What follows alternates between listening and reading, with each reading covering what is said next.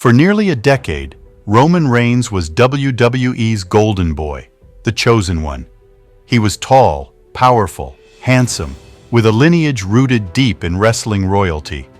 Yet for all his pedigree and potential, the fans rejected him. But rejection has a way of reshaping even the strongest men. And in Roman's case, it birthed something far more dangerous than WWE could have imagined. This is the dark side of Roman Reigns, from the big dog to the tribal chief.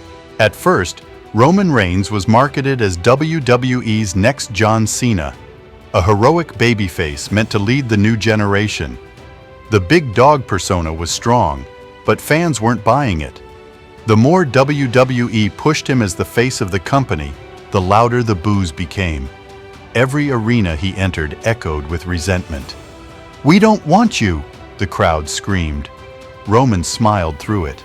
But something inside him was changing. The man who was once content being the hero WWE wanted started craving something else: respect. Not the superficial kind, but true, tribal, generational respect. And that would only come through dominance, not applause. That transformation finally happened in August 2020, after months away during the pandemic. Roman Reigns returned not as the big dog, but as something far more primal, the tribal chief. This was not just a character change, it was a complete psychological overhaul.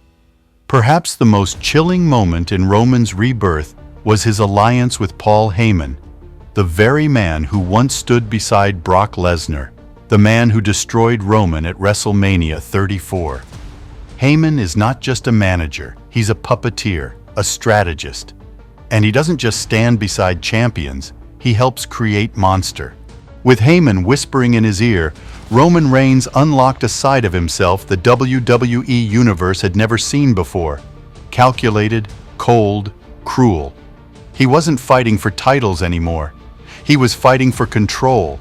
Control over the company, his family, and the narrative. And it worked. Roman began dismantling the WWE roster. Kevin Owens, Daniel Bryan, Edge, Cesaro, one after another, they fell. But the real darkness wasn't in the matches, it was in the mind games. Roman didn't just want to beat his opponents, he wanted to humiliate them. He wanted them to acknowledge him. Family isn't safe either, and the darkness didn't stop with enemies. Roman turned it inward, on his own family. Jey Uso was the first. In a brutal psychological and physical war, Roman broke his cousin down until Jey had no choice but to fall in line. "Say it," Roman said, while choking Jey out inside hell in a cell. "Acknowledge me." It was warfare masked as family loyalty, and it worked. Jey submitted, not just physically but emotionally. Jimmy followed, and thus the Bloodline was born. But was it a brotherhood or a dictatorship? Roman cloaked his manipulation as leadership.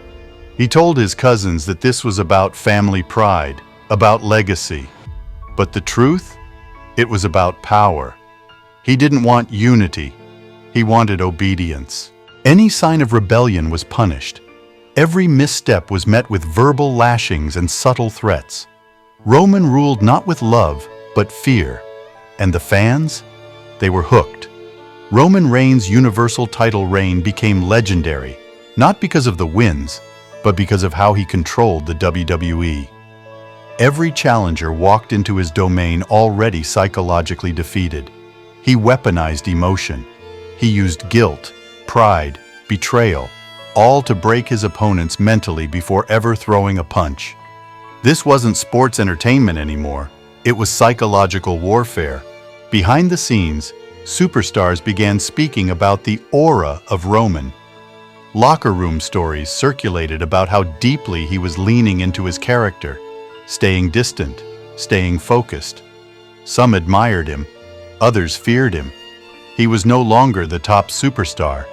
He was the center of gravity in WWE. Everything revolved around Roman Reigns. Then came Sami Zayn. Sami entered the Bloodline as comic relief, but what unfolded was one of the most emotional storylines in modern wrestling.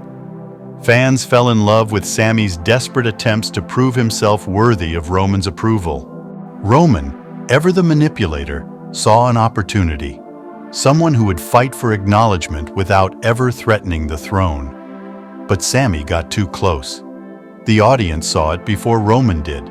Sami was changing the chemistry of the bloodline. He brought in something dangerous, emotion. The family started laughing again. Jay smiled.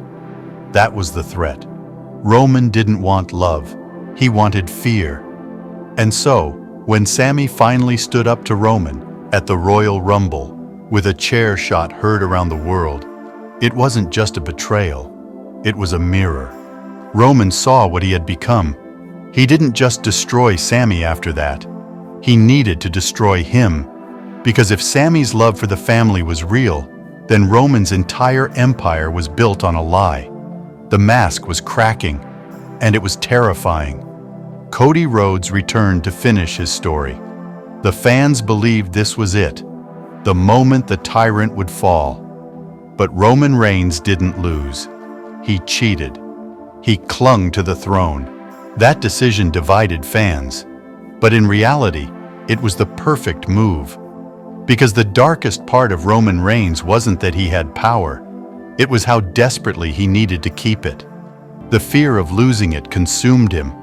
Cody Rhodes exposed the truth. Roman wasn't a god. He was a man terrified of losing his empire. And that's what makes him so dangerous now. Solo Sikoa and the Paul Heyman dilemma. In recent months, a new shadow has grown, Solo Sikoa. Once the quiet enforcer, now the one who might dethrone the tribal Roman chief, has become paranoid, distrusting. Even Paul Heyman, the man who helped him build the empire, now seems like he's walking on eggshells. History tells us something important. Tyrants fall not from foreign enemies, but from betrayal within. Roman's dark side birthed an empire, but it may also be the thing that burns it to the ground. Roman Reigns will go down in WWE history as one of the most compelling champions of all time.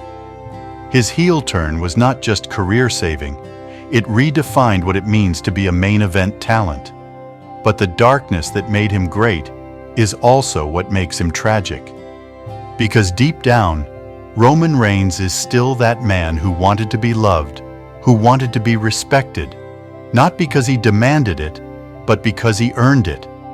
Now, surrounded by yes men, betrayal, paranoia, and cracks in the bloodline, the question is, how much longer can Roman Reigns hold on to himself?